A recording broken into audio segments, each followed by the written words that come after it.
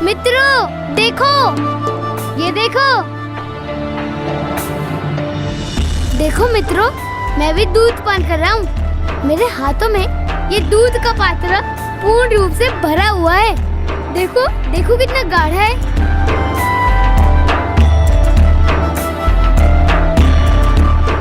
देखो मित्रों देखो,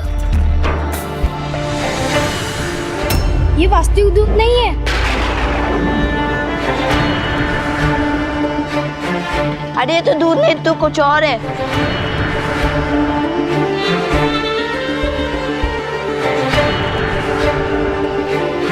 अरे ये दूध में आटे का घोल है।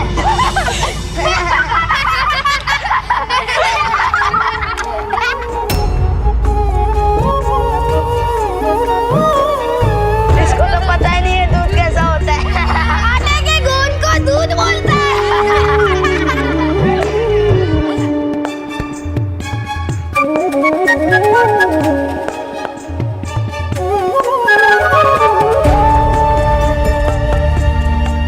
क्या ये सत्य में दूध नहीं है?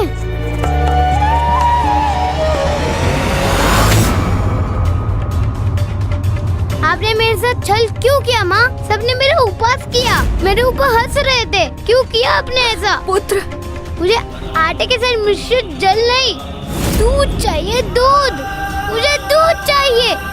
मुझे दूध चाहिए और कुछ नहीं। आपने सुना ना, दूध चाहिए। मुझे दूध चाहिए। मुझे सत्य का दूध चाहिए। दूध चाहिए, दूध चाहिए। तुम्हें दूध चाहिए? दूध चाहिए तो जाओ अपने पिताजी से मांगो।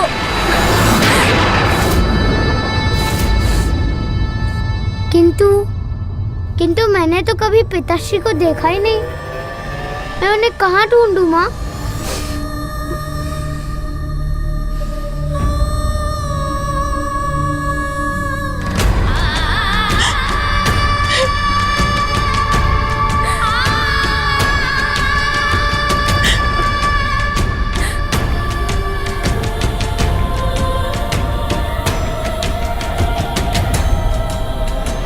तो जाओ उनसे मांगो जो मेरे तुम्हारे समस्त जगत के पिता हैं। अर्थात भोलेनाथ से? हाँ, वही तुम्हारी सुनेंगे।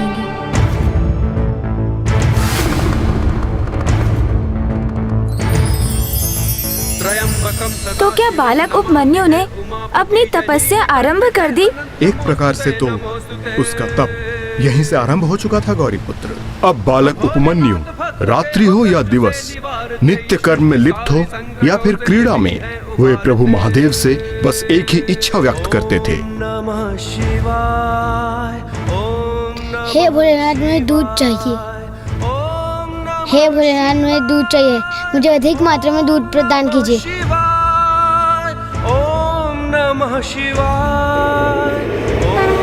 हे भोलेनाथ, मुझे दूध चाहिए।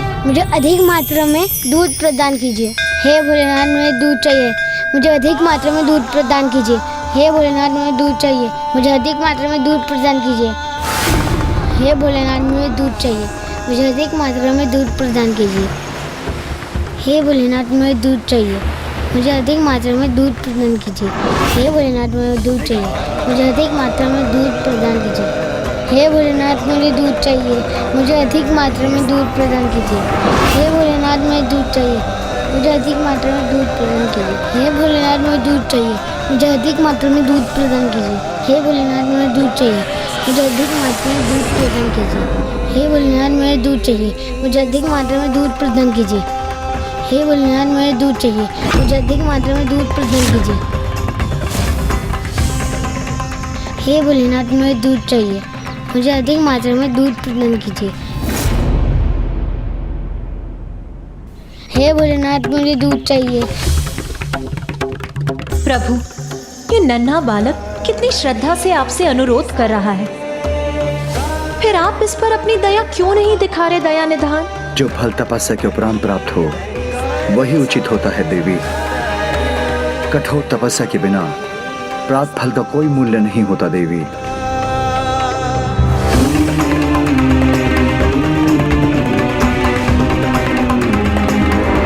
हे भोलेनाथ, मुझे दूध चाहिए। मुझे अधिक मात्रा में दूध प्रदान कीजिए। हे भोलेनाथ मुझे दूध चाहिए, मुझे अधिक मात्रा में दूध प्रदान कीजिए। हे भोलेनाथ मुझे दूध चाहिए, मुझे अधिक मात्रा में दूध प्रदान कीजिए। हे भोलेनाथ मुझे दूध चाहिए, मुझे अधिक मात्रा में दूध प्रदान कीजिए। हे भोलेनाथ मुझे दूध चाहिए, मुझे अधिक मात्रा में दूध प्रदान कीजिए। पुत्र, ये क्या कर रहे हो तुम?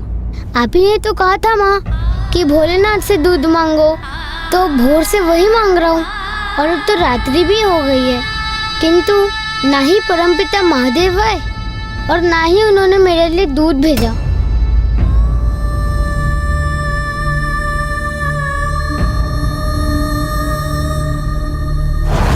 हे भोलेनाथ मुझे दूध प्रदान कीजिए। हे भोलेनाथ मुझे दूध प्रदान कीजिए। हे मेरे भोले पुत्र, महादेव की कृपा इतनी आसानी से थोड़ी ना प्राप्त होती है। तो फिर कैसे प्राप्त होती है भोलेनाथ की कृपा माँ? उसके लिए कठोर तपस्या करनी पड़ती है, तभी शिव की कृपा के अधिकारी बना जा सकता है। तपस्या माँ? हाँ, तपस्या। महर्षि मुनिगण जन कल्याण हेतु एवं अपना मन चाहा वर पाने के लिए तपस्या करते हैं। फिर तो मैं भी प्रभु भोलेनाथ की तपस्या करूंगा माँ। पुत्र, तपस्या करना इतना सरल नहीं है। अभी तुम बहुत छोटे हो पुत्र, जब बड़े हो जाओगे तब तपस्या कर लेना। अब बहुत रात्रि हो गई है, निद्रा कर लो। वैसे भी इतनी प्रचंड शीत में नन्हे बालक का तप करना उचित नहीं है।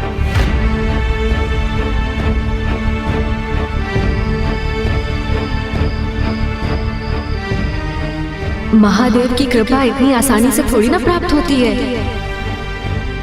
उसके लिए कठोर तपस्या करनी पड़ती है, तभी शिव की कृपा के अधिकारी बना जा सकता है।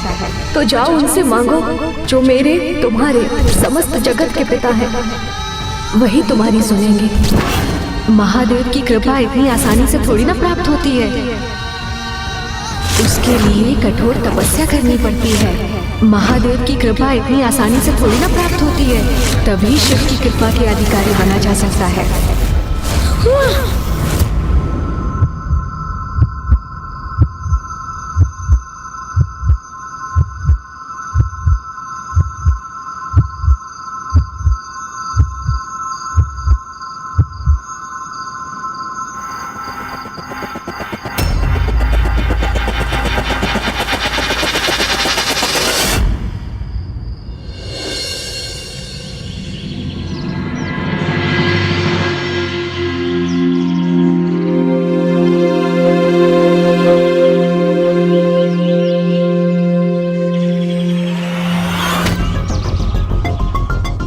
पुत्र उपमन्यु,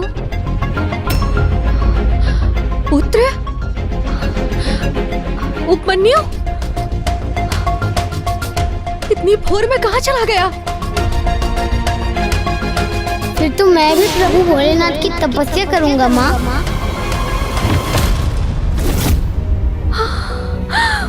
पुत्र उपमन्यु, उपमन्यु, उपमन्यु, कहाँ गया मेरा पुत्र? पुत्र उपमन्यु, पुत्र कहाँ गया मेरा पुत्र? उपमन्यु, उपमन्यु, एक बालक ही तो है, तब के लिए कैसे जा सकता है?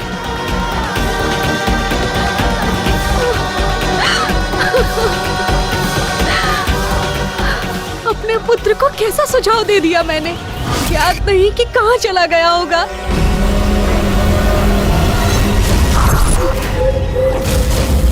और कहाँ होगा पुत्र?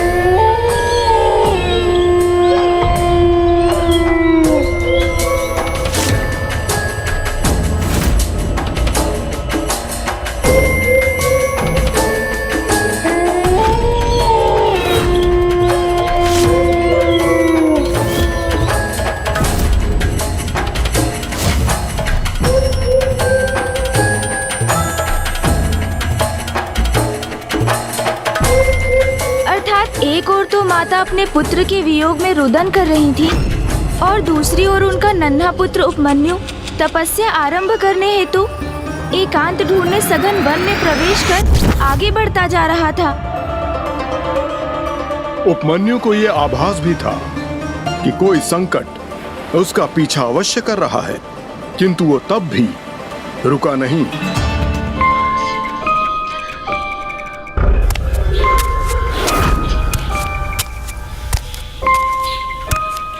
मुझे ज्ञात है कि एक घना वन संकटों से भरा पड़ा है, किंतु मैं किसी भी दशा में अपनी तपस्या पूर्ण कर प्रभु महादेव को प्रसन्न करूंगा और उनसे दूध प्राप्त करके ही रहूंगा। ये वन घना प्रतीत होता है। मुझे अपनी तपस्या यहीं आरंभ करनी चाहिए।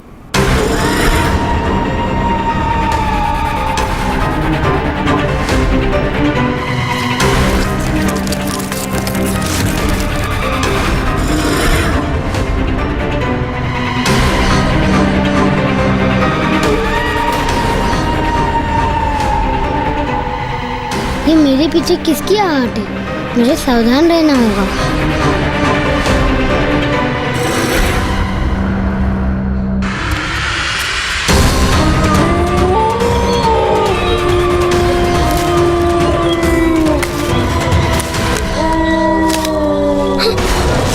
ये कैसी ध्वनि थी? कौन है यहाँ मेरे निकट?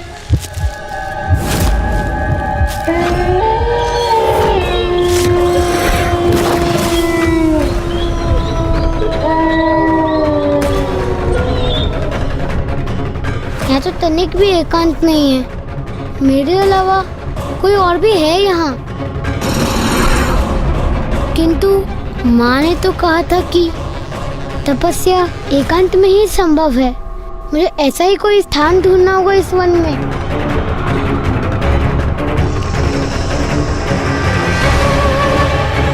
मुझे उस प्रकाश की ओर बढ़ना चाहिए।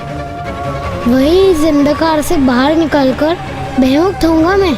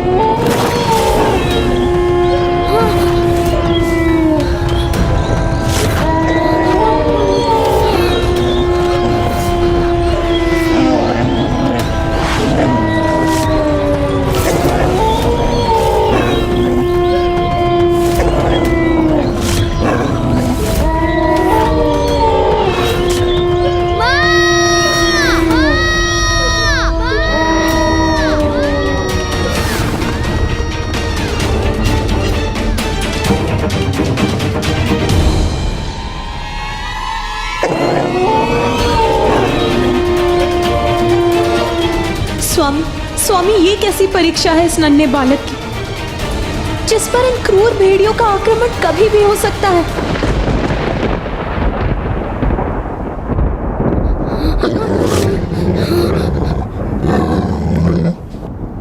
ऐसी छोटी बड़ी चुनौतियों का सामना करने वाले भक्तों की सफलता ही नहीं, उन्हें तेजी की प्राप्ति भी होती है। और जिन भक्तों की भक्ति में सत्यनिष्ठा होती है, उन्हें तो प्रभु स्वयं ही प्राप्त हो जाते हैं।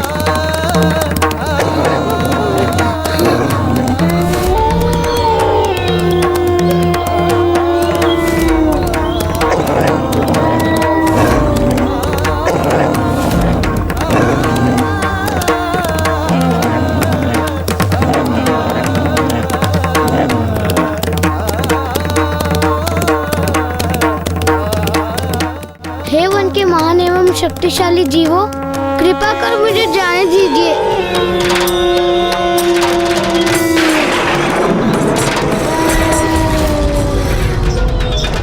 मैं तो महादेव की आराधना, उनकी तपस्या करने आया हूँ। मैं आप में से किसी को भी क्षति नहीं पहुँचाऊंगा, इसलिए आप ही मेरा अहित मत कीजिए। लौट जाइए यहाँ से।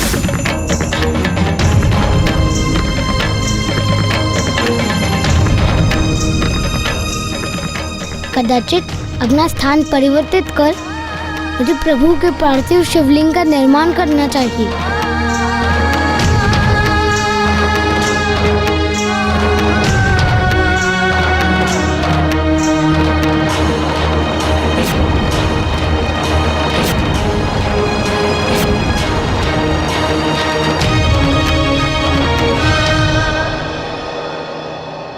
फिर क्या हुआ लंकेश? क्या बालक उपमन्यु ने अपनी तपस्या की उस प्रथम चरण में ही अपनी असफलता स्वीकार कर ली? नहीं गौरी पुत्र, आरंभिक असफलता में सफलता की प्रेरणा ढूंढना ही महान भक्तों की भक्ति का उचित परिचय है। जैसे मैंने भी कभी असफलता का सामना कर पराजय स्वीकार नहीं की और उपमन्यु को उसकी असफलता से आपने ही उबारा था गौरी पुत्र।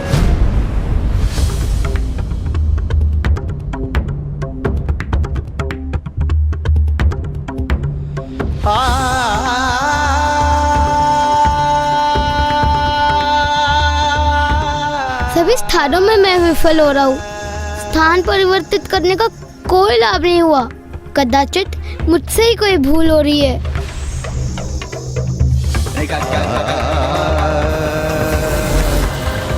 किसी भी कार्य को आरंभ करने के पूर्व प्रथम पूज्य विघ्नहर्ता श्री गणेश जी की पूजा करना अनिवार्य है।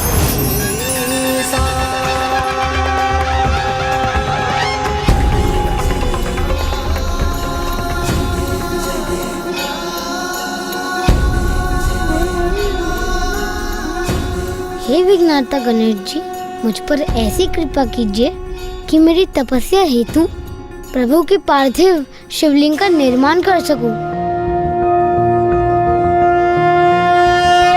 नमस्ते ब्रह्मरूपाय विष्णुरूपाय ते नमः। नमस्ते रुद्ररूपाय करिरूपाय ते नमः। विश्वरूप स्वरूपाय नमस्ते ब्रह्मचारिणे। भक्तप्रियाय देवाय नमस्तुभ्यं विनायक। ओम सिद्धि बुद्धि सहिताय महागणपतये नमः।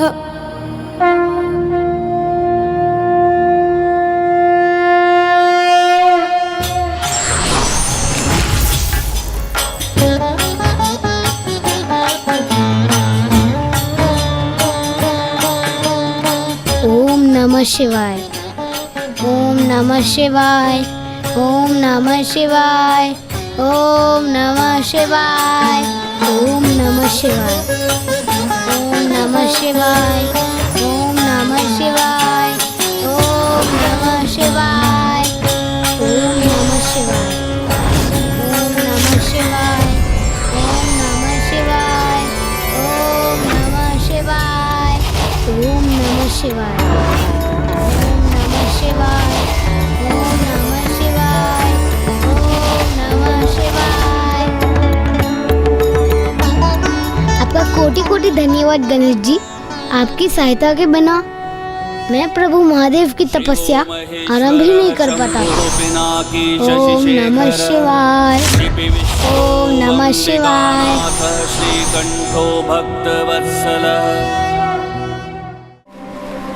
लंकेश, यदि बालक उपमन्यु ने तप की इतनी ऊर्जा का संचय कर लिया था तो अति शीघ्र प्रभु उसके तप से प्रसन्न भी हो गए होंगे।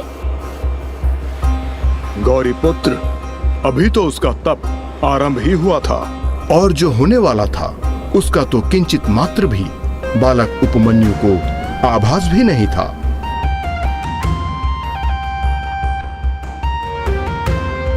ओम नमः शिवाय। ओम नमः शिवाय।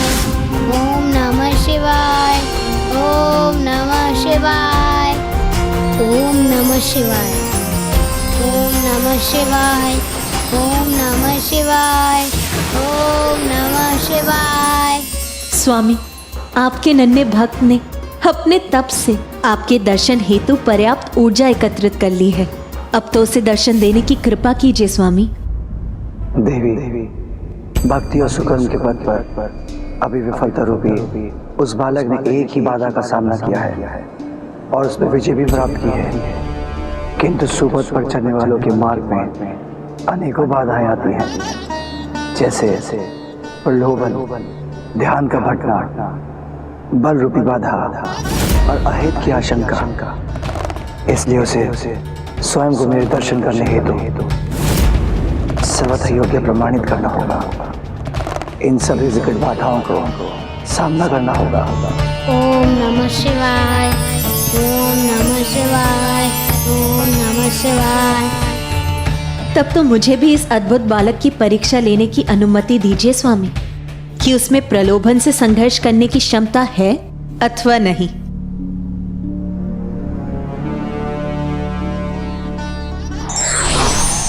ओम नमः शिवाय, ओम नमः शिवाय, ओम नमः शिवाय। जगदम्बे जगजननी सिंह आरूढ़ा, जय माँ उमा स्वरूपा। ओम नमः शिवाय। संकट घड़ी सदा आप ही टाले। पुत्र उपमन्यु, तपस्या का अर्थ है परीक्षा, और ये परीक्षा तो तुम्हें अपने आचरण से देनी होगी। इसके प्रथम चरण में मैं तुम्हारे समक्ष माता कामधेनु का रूप धारण कर तुम्हारी निष्ठा का परीक्षण करूंगी। उमा स्वरूपा। ओम नमः शिवाय।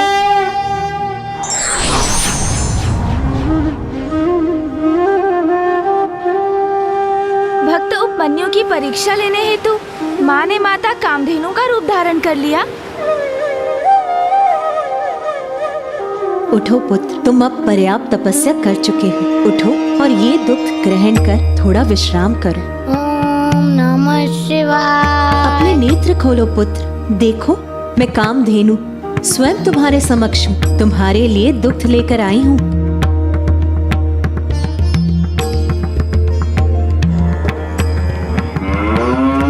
हे कामधेनु माता, मुझे अपने दिव्य दर्शन देने के लिए कोटि कोटि धन्यवाद, किंतु मुझे क्षमा कीजिए माता, मुझे ये दूध अस्वीकार करना होगा। चिंता मत करो पुत्र, ये वो आटे का घोल नहीं जो विवश होकर तुम्हारी माँ ने तुम्हारे पान करने हेतु तुम्हें प्रदान किया था। ये तो शुद्ध, वास्तविक, निर्मल दुग्ध है।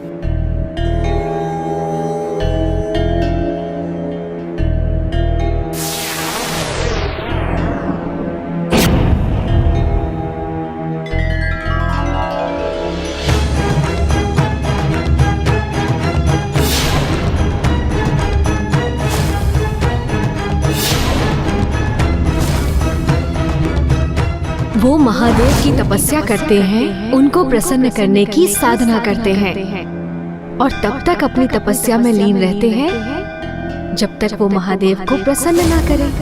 मुझ पर कोई भी संकट क्यों ना आ जाए, मैं महादेव की तपस्या पूर्ण करके ही लौटूंगा। अब तो महादेव को अपने हाथों से मुझे दूध पान कराना ही होगा।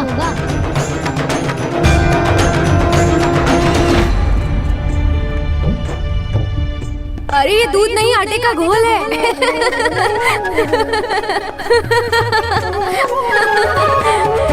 इसको तो पता ही नहीं है दूध कैसा होता है। आटे के दूध को दूध बोलता है।